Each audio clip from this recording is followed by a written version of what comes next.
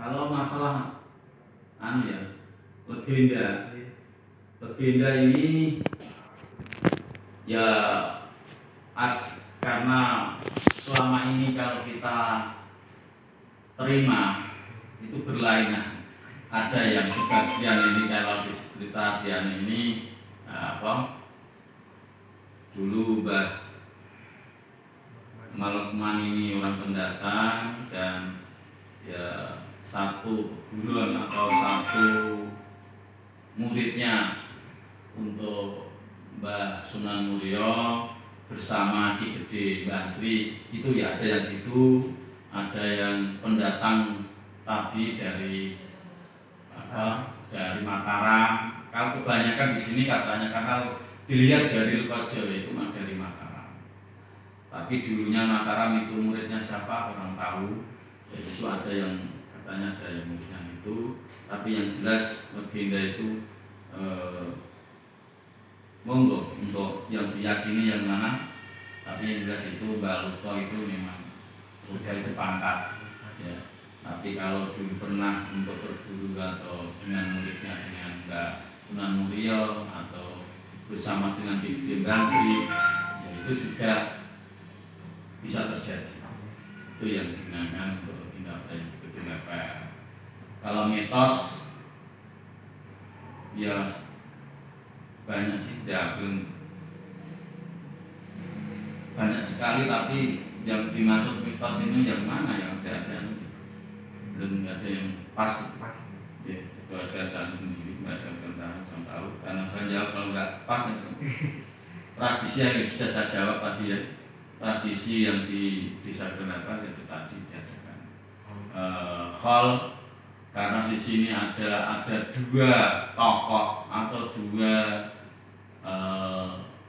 leluhur, yaitu satu Mbah Lokojoyo, Mbah Lukman Ageng Lokojoyo atau Mbah Pramono, adanya karena orang tua di dalam kebatinya atau orang yang bisa untuk semedi ketemu katanya itu yang asli namanya bisa juga terjadi setelah dari pangkat namanya ini dan bisa. Dan yang kedua yaitu Mbah Suromoyo. Kalau Mbah Suromoyo ini juga dulunya kalau cerita orang tua itu orang pendatang juga. Mbah Suromoyo itu dulu pemikat itu ya, pemikat perkutut itu dulu ya, perkutut sehingga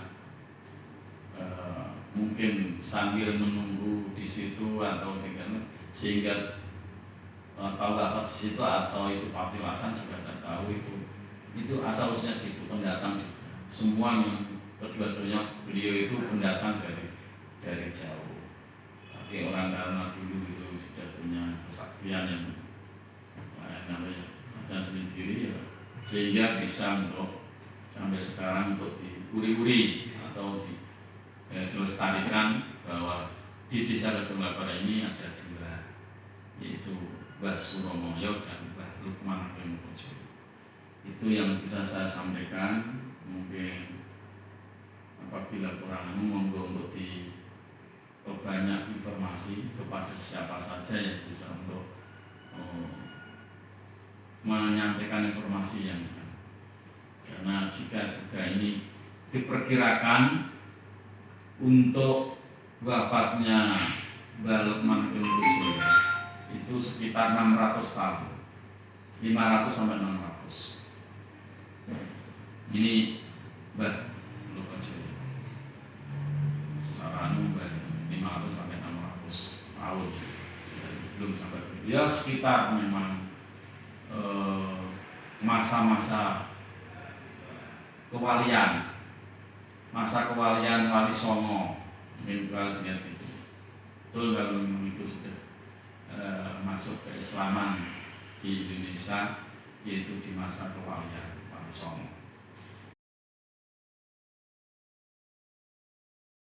Mbah Lukman sendiri itu memang orang tidak asli sini karena pendatang.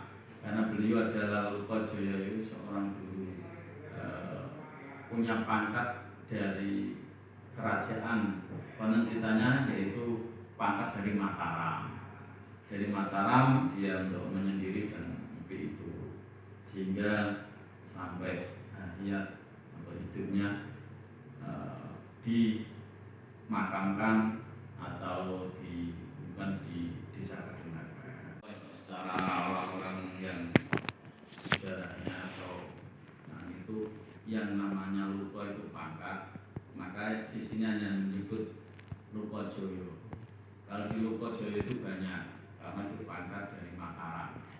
Beliau karena konon cerita ya, ini hanya cerita tambahan, nanti untuk beliau itu orang yang punya pangkat sehingga menyendiri, karena ingin menyendiri dan akhir hidupnya tidak punya anak dan tidak punya istri kan.